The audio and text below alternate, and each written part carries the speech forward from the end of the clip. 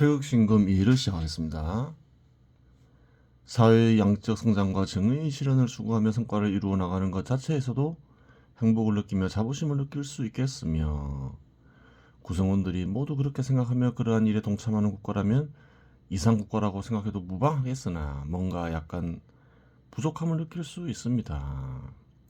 이는 요리를 할 때 주재료를 완벽하게 구비하더라도 조미료가 빠지면 제대로 된 맛을 낼 수 없는 것과 같은 이치라고 하겠습니다. 그래요. 사회의 발전을 추구하고 사회적 정의를 실현하겠다. 모든 구성원들이 그렇게 생각하고 실천을 하면 그러한 사회는 좋은 사회겠죠. 사람들이 살아가기 좋은 사회예요. 하지만 그렇다 하더라도 뭔가 좀 부족하다. 완전하지가 않다. 이렇게 얘기하고 있는 것이지요. 한번 보겠습니다.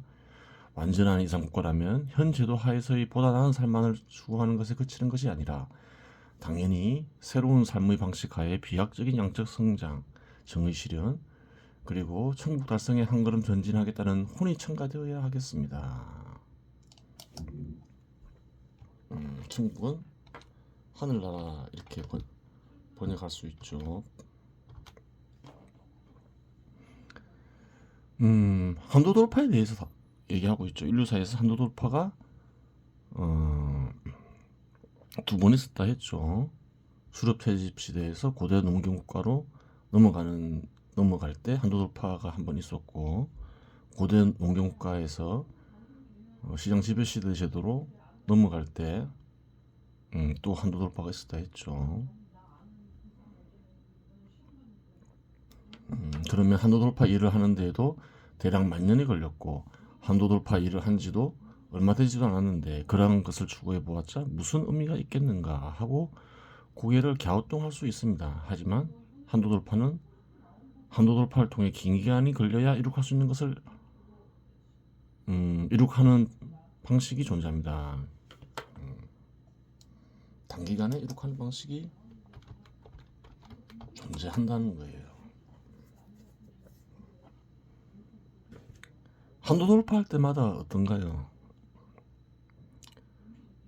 사람들이 살기 좋아졌죠. 수렵 채집 시대는 굉장히 위험했겠죠.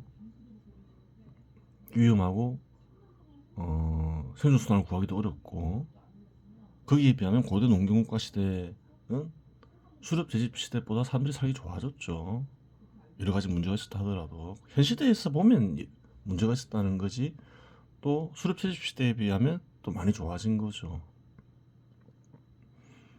그럼 한도 돌파 3을 하게 되면 어떻게 될까요? 훨씬 더 좋아지겠죠.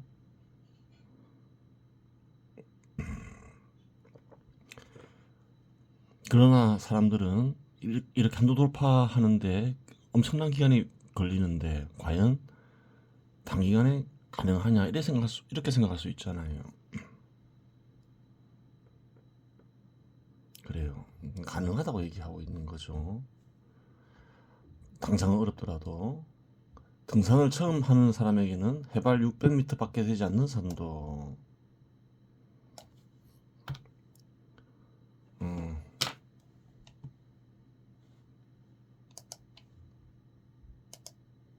해발 600m 밖에 되지 않는 산도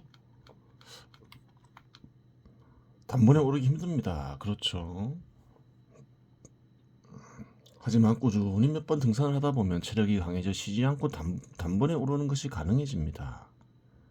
그러면 좀 더 높은 산을 도전하게 되는데 해발 700m 산을 도전하더라도 처음에는 힘들지만 몇 번 등산을 하다 보면 체력이 강해져 쉬지 않고 단번에 오르는 것이 가능해집니다. 하지만 이런 식으로 무한히 진행될 수는 없습니다.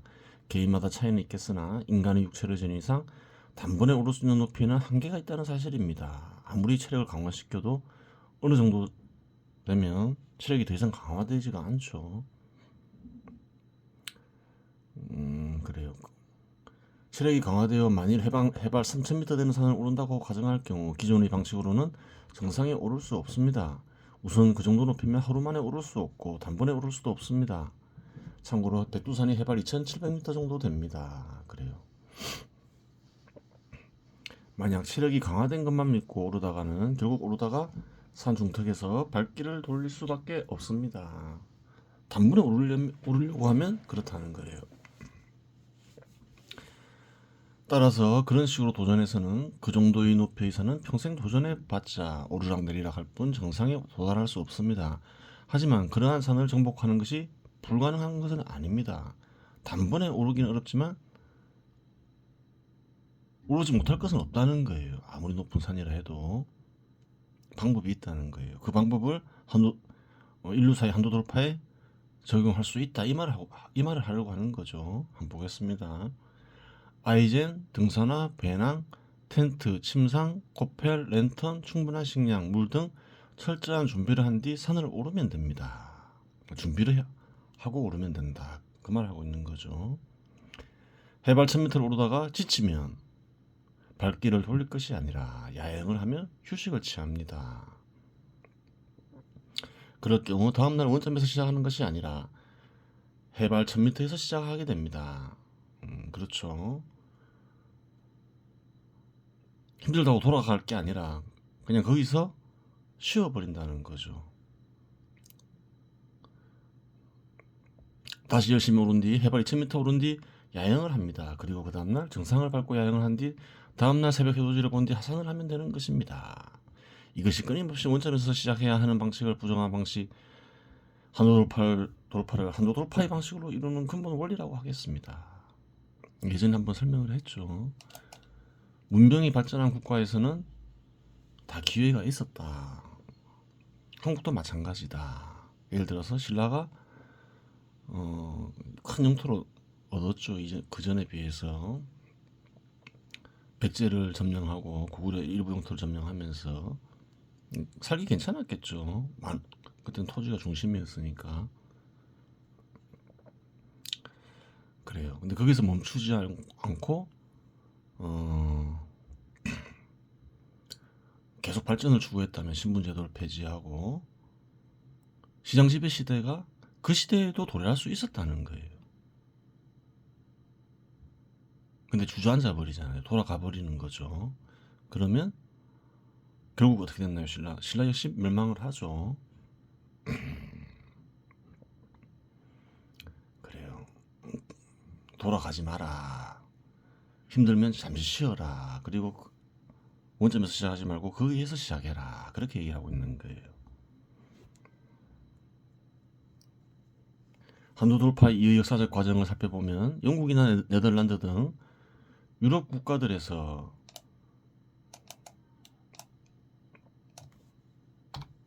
선도하여 진행되었는데 사회의 발전 정도가 동시대의 다른 지역의 국가들보다 월등히 우월해서 한도 돌파 이후 과정이 전개된 것은 아닙니다. 다 기회가 있었다 그랬죠. 단지 사회적 조건에 있어서 동시대의 다른 지역과는 차이 나는 부분이 있었는데 이 약간의 차이가 새로운 삶의 양식을 지닌 인간들이 발전할 수 있는 토대가 되었을 따름입니다. 그래요. 사회 내 과학기술 생산성 등은 시장 내 현시대 기업과 같은 자본이 생성되는 시점에서는 큰 차이가 없었습니다. 시장 지배 시대가 도래한 국가라 해서 그래요. 막 도래했던 시점에 과학기술이 월등히 뛰어나진 않았다는 거예요. 시장 지배 시대가 성숙하면서 이제 큰 차이가 나기 시작했지 처음부터 그러지 않았다는 거예요. 시장 내 기업과 같은 자본이 태동되어 성장하는 기간도 서구 유럽의 경우 수백 년의 세월이 걸렸지만 현대 국가의 경우 50년 정도라는 짧은 기간에 큰 후유증 없이 성공적으로 성장시킨 사례들이 있습니다.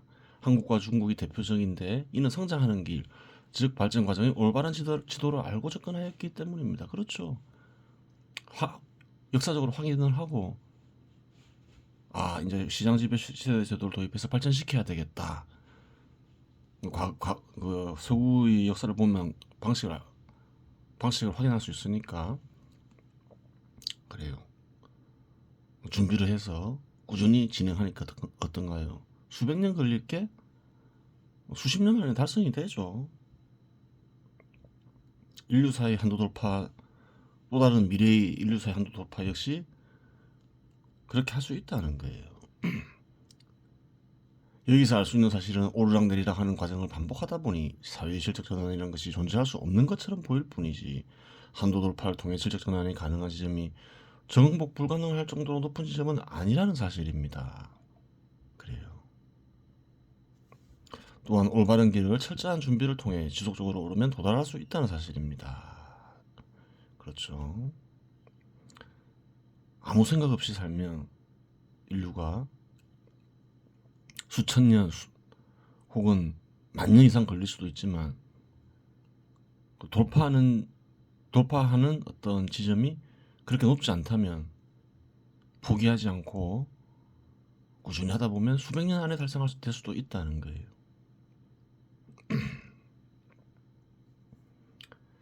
그래요. 더 짧을지도 모르죠. 알고서 포기하지 않으니까. 그렇게 하기가 쉽지는 않겠죠. 높은 산을 오르기 전 체력을 단련하는 것은 기본이거니와 준비물도 철저히 갖추어야 하겠지만 올바른 지도가 있어야 하며 지도 보는 법을 알아야 합니다. 사회 질적 전환에 이르는 지점까지 길에는 이정표가 없기 때문입니다.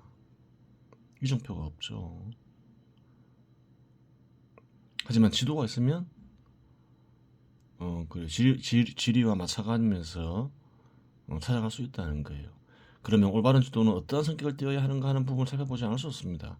한도 돌파 1을 살펴보면 농사와 목축을 통해 양적 성장이 비약적으로 이루어짐을 알 수 있습니다. 하지만 그것 외에도 다른 장점도 보입니다.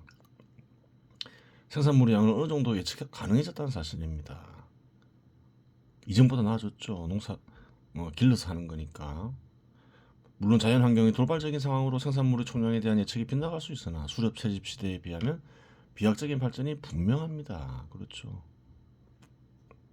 농사의 경우 노동의 방식에도 규칙성이 발견됩니다. 노동의 경우 항상 바쁜 것은 아닙니다. 파종할 때와 수확할 때에 비해 평상시에는 비교적 적은 노동 지출을 필요로 하니 다른 활동도 가능해지는 장점이 있습니다. 또 한 가지 특징적인 것은 이전 시대의 삶의 양식이 수렵 채집을 배척하지 않는다는 사실입니다. 고대 농경 국가라해서 수렵 채집을 안 한 건 아니죠. 목축이나 농사를 짓는다고 해서 수렵과 채집이 불가능한 것은 아닙니다. 그렇죠. 일하지 않을 때 한가할 때 수렵과 채집을 할 수 있죠.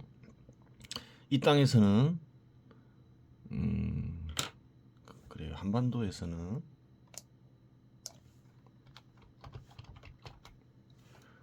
조선 말기까지 봄철 생수수단이 부족하여 보리가 여물 때까지 식량을 얻기 위해 가난한 농민들은 풀뿌리나 나무 껍질 등 수렵과 채집을 통해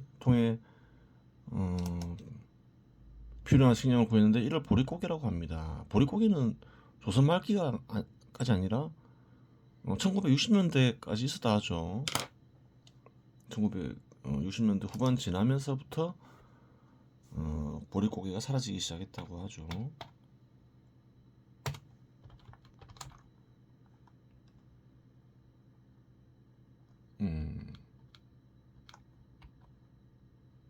그래요.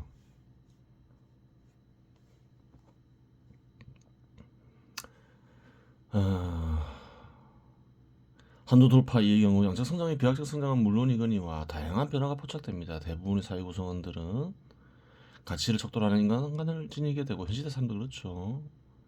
모든 것을 이윤의 관점에서 바라보게 됩니다. 어떤 대상에 투자해서 비용을 제하고 소득이 발생하면 그러한 소득의 투자 자금을 나누어 수익률을 따지게 되는데 투자해서 얻는 그러한 소득을 모두 이윤이라고 생각하는 경향이 있습니다.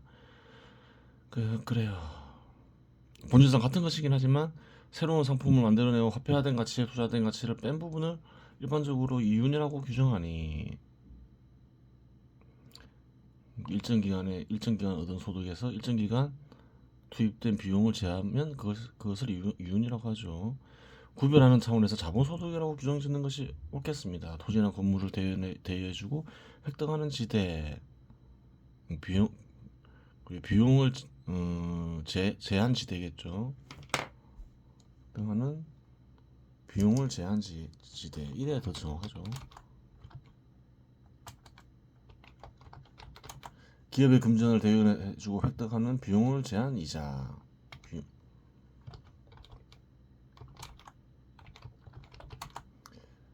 기회와 같은 작업복을 대여주고 획득하는 리스회사의 비용을 제한 비용을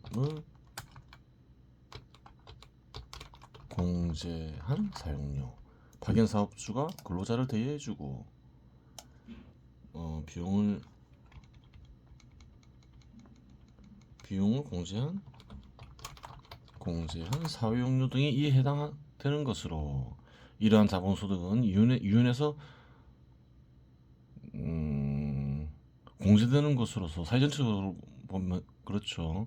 사회 전체적으로 이윤의 크기와 자본소득의 크기가 동일하면 사회 전체적으로 기업 소유자가 얻는 소득은 평균적으로 0이라고 하겠습니다. 그렇게 되는 거죠.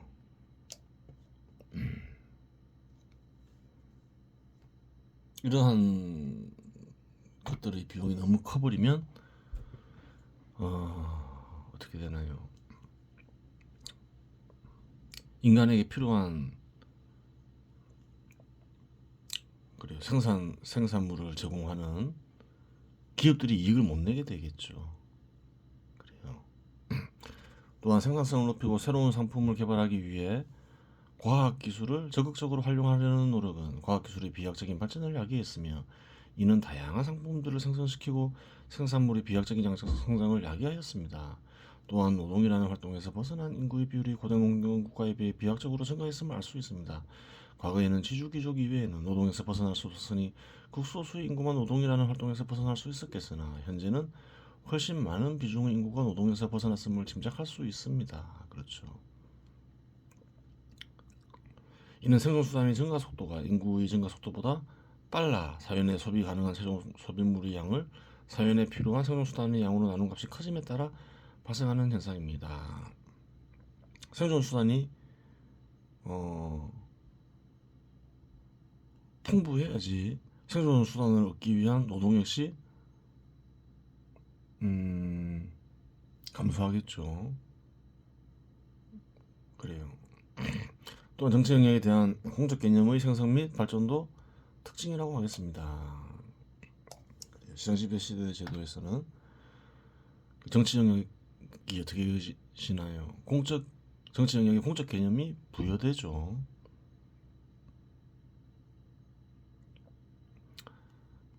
사회의 질적 전환이 이루어지기 전까지는 공적 개념의 완성은 힘듭니다. 그래요. 그러니까 완전한 공적 개념의 완성은 힘들다 이 말이죠. 완전히 실현하기는 어렵다는 거죠. 특정 집단이 정책 영역의 구성과 운영에 영향을 미치는 이상 공적 영역의 사적 영역과는 불가피합니다. 시장 지배 시대 제도 역시 고대 농경 국가의 사무 양식을 배척하는 것은 아닙니다. 공적 영역, 정치 영역을 공적으로 인식하는 것은 발전하면 발전할수록 더 강화되겠죠. 그런 부분을 얘기하는 거죠. 한도 돌파 3을 이루게 되면 어떻게 될까요? 이제 거의 완전히 공적 개념이 정책 영역에 공적 개념이 정책 영역을 지배하겠죠. 농사나 목축을 하며 자급자족하며 사는 생활을 배척하지는 않습니다. 고대 농경국가 시대에서 수렵 채집을 배척하지 않듯이 시장 시대 제도 역시 자급자족하며 사는 생활을 부정하지는 않죠. 그렇게 살고 싶으면 그렇게 살아야 하죠. 근데 사람들이 그렇게 안 살죠. 하지만 현대 문명에서 생산되는 상품들을 소비하는 효과가 농사나 목축을 하며 자급자족으로 생산하며 소비하는 효과보다 지나치게 커서 그러한 삶을 대부분의 인간들은 살 수가 없습니다. 그렇죠. 맨날 시장 욕하고 민간기업 욕하고 그럴 게 아니라 그냥 자급자족하면 되잖아요. 고대인들처럼 시장하고 민간기업 그리고 그렇죠. 뭐 정부를 싫어할 수도 있겠죠. 그러면 고대인처럼 살면 돼요. 근데 그렇게 안 살잖아요, 사람들이. 왜 그런가요? 말은 그렇게 하지만 시장 지배 시대 제도 하에서 누리는 효과가 훨씬 크기 때문에 그런 것이지요.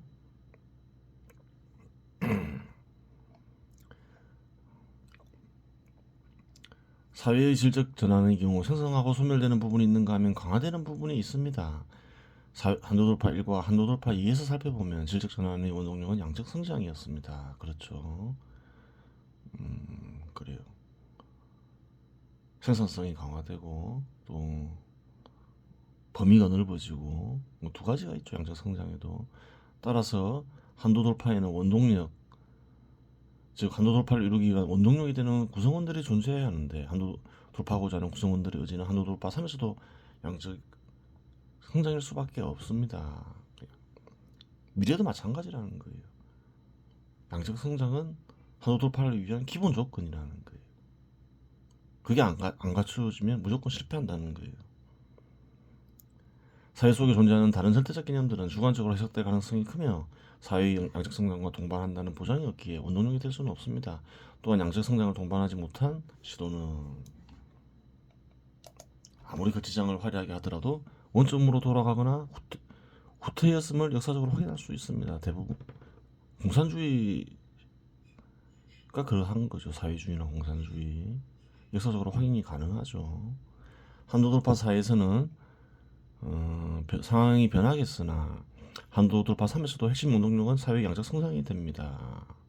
예언일에 언급한 미래의 경제에 관한 것은 선천적인 흐름에 맡겨두었을 때 기나긴 순환 과정 속에서 나타나는 모습인데, 원점과 정점을 오르락내리락 하지 않고 후천적으로 반강제적으로 정점을 찍고 한계를 넘어 질적 전환을 할 경우에는 동일한 형태일 수는 없습니다. 그래요. 선천적으로 해서 나타나는 모습과 후천지를 이용해서 한도 돌파를 했을 때 나타나는 형태는 차이가 있을 수 있죠. 어느 게 더 좋다 나쁘다 얘기할 수는 없어요. 본질은 같더라도 차이는 있을 수 있어요. 나타나는 형태에 대해서. 그래요. 그러한 시도는 문명을 발전시키지 못할 뿐 아니라 수많은 사람들이 희생을 필요로 하기 때문입니다. 단지 선천적인 흐름 속에는 쇠퇴와 멸망의 길 역시 존재하기 때문에 그러한 길들을 피함으로써 인간들이 겪어야 할 고통과 부담을 덜어주기 위한 목적으로 후천의 길을 가는 것입니다. 그렇죠. 그냥 마냥 놔두면 잘 안 된다는 거예요. 기회가 있다 하더라도 빨리 더 좋은 사례를 빨리빨리 더 좋은 사례를 만드는 것이, 빨리빨리 한도 돌파를 하는 게 훨씬 좋은 삶을 누리게 되는 거겠죠. 그래요. 원리를 아는데 안 할 이유도 없다는 것이지요. 또한 후천지에 입각하여 올바른 제도를 형성하면 선천의 흐름은 보다 조화롭고 풍요로운 세상을 열어줄 것입니다. 이는 도시 계획과 같습니다. 한국 서울의 강북의 경우 자연 발생적으로 발달하였는데, 계획적으로 건설된 강남의 경우 도로나 도시 환경이 우울한 위치에 있다 보니 강북보다 늦게 개발되었으나 현재는 강북과는 비교할 수 없을 정도로 성장하는 결과를 낳았습니다. 앞에서 언급했죠. 계획적으로 혹은 후천적으로 이룩했다 해서 더 나쁜 것은 아니다. 서울이 강북과 서울이 강남을 비교하면 알 수 있는 것이지요. 돌아가는 강북이 돌아가는 거나 강남이 돌아가는 거나 사람이 사는 본질이 바뀌지 않았다 하더라도 그래요. 후천적으로 한 것이 더 나을 수도 있다는 거예요. 그건 확인이 가능한 것이죠. 그래, 남은 시간은 태열 금화종지를 살펴보도록 하겠습니다. 회광의 효험에 대해서 살펴보고 있는 것이지요. 제1단시 광경. 1단계는 무릇 광경에서 말한 대로. 광경은 뭐냐 한번 볼게요. 여기 주석에 달려있죠. 불교의 한지파인 정토종에서 중시하는 경전으로 관무량 수경을 가리키는, 관무량 수경을 줄여서 광경이라고 부르는 것이지요.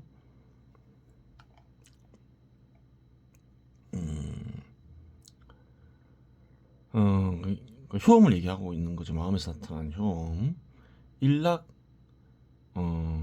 대수행 수법상. 해가 떨어지고, 다 상징적인 표현이겠죠. 어떤 상태를 가리키죠. 대수, 큰 물이 흐르고, 그래요. 행수, 대수, 큰 물이 흐르고 행수, 나무가 늘어선 형태를 지닌다. 그래요. 상징적인 표현이에요. 일락, 대수, 행수의 뜻을 알아야 되겠죠. 일락자, 일락이라 해가 떨어진다는 것은 종혼돈 입기. 그래요. 혼돈의 틀을 마련하는 것을 가리킨다. 이게 무슨 말일까? 다 상징적인 표현이지 알 수 없죠. 혼돈이라 마음에는 뭐가 나타나요? 시각적인 것, 청각적인 것, 그리고 그와 같은 표상이 나타나고 또 언어도 나타나죠. 그 이전의 상태로 돌아간다 이 말이겠죠. 그러한 것을 잊게 하고 그러한 것이 구별되지 않는 상태. 그래요. 마음은 그러한 상태로 돌아가고 그럼 의식은 어떻게 될까요? 그러한 것을 잊게 하는 존재로 돌아가겠죠. 그러한 것을 잊게 하는 존재. 어떤가는 신에게 돌아간다 이 말인 것이죠. 이와 같은 상태를 무궁야라고 한다. 무국도 상징적인 표현이죠. 의식이 어떤가는 신에게 돌아가고 언어와 표상이 존재하지 않는 마음으로 돌아가는 것. 이와 같은 상태를 무기라고 한다. 그렇게 얘기하는 것이죠. 상선, 약수, 청이, 무화. 높은 선은 물과 같아. 맑고 하자가 없다. 허물이 없다. 상선약수는 상선은 뭔가요?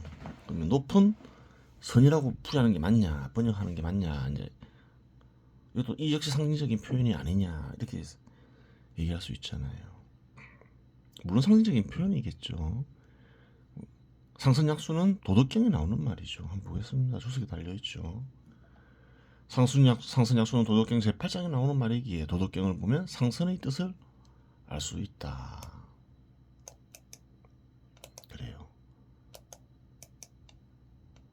뜻을 모르면 그냥 글자 풀이대로 이해하겠죠. 아, 높은 선은 물과 같다. 물과 같이 살아라. 이 말인 같다. 이렇게 생각할 수 있잖아요. 물의 속성을 분석하면서. 그런 게 아니라는 거예요. 보겠습니다. 상선약수. 도덕경 8장에 나오는 말이죠. 상선은 물과 같다. 물의 이로움은 어디에 있느냐? 수선. 물의 착함은, 선함은 만물에게 이득을 준다. 그렇죠. 만물에게 이득을 주지만 다투지 않는다는 거예요. 사람들은 타인에게 이로움을 주면 어떤가요? 대가를 바라죠. 근데 물은 그렇지 않다는 거예요. 물이 중요한 게 아니라 이로움을 주면서 대가를 바라지 않는 어떤 속성에 주목을 해야 된다는 거예요. 처중인지소. 그리고 사람들이 더럽다, 싫어하다 이런 뜻이 있죠. 싫어하는 장소에 머문다. 물은 그렇죠. 사람들이 싫어하는 장소에도 머물죠. 깨끗한 것만 찾아가는 게 아니죠. 그래요. 고기 어도 고로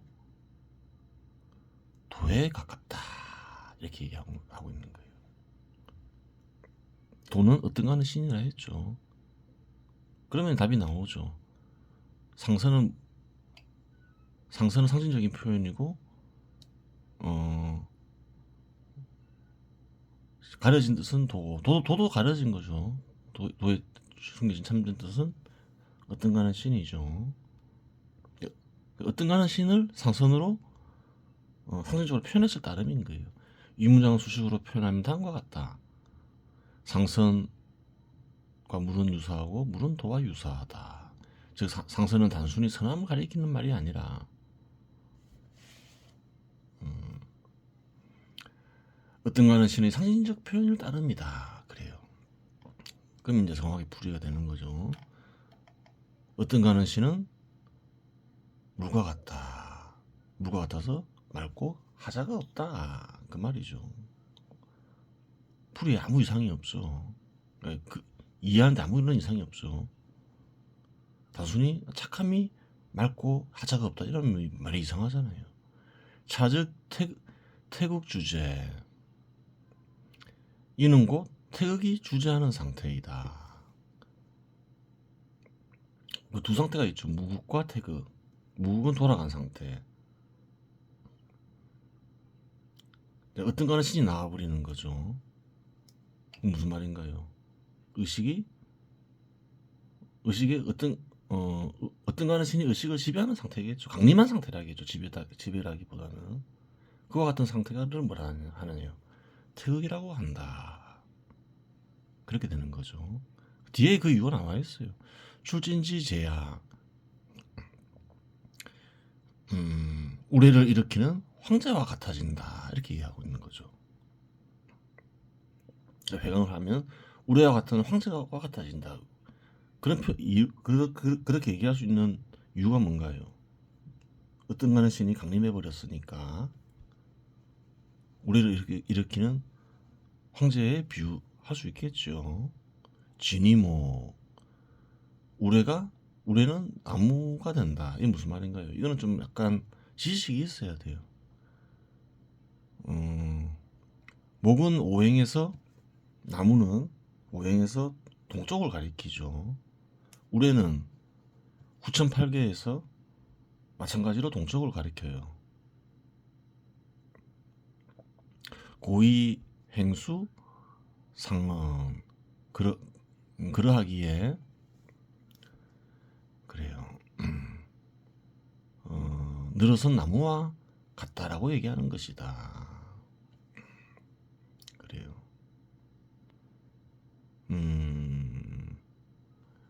그러니까 일락은 이제 무과 같은 상태가 된 것을 얘기하고, 대수행, 수법상은 태극이 된 상태를 가리키죠. 그래요. 참뜻을 보겠습니다. 1단계는 의식이 어떤가는 신에게로 돌아가 어떤가는 신이 의식을 주관하는 상태이다. 어떤가는 신에게로 돌아간 상태를 경계가 없는 상태, 즉 무국이라고 부르고, 어떤가는 신이 의식을 통해 세상에 강림한 상태를 가리켜 태극이라고 부른다.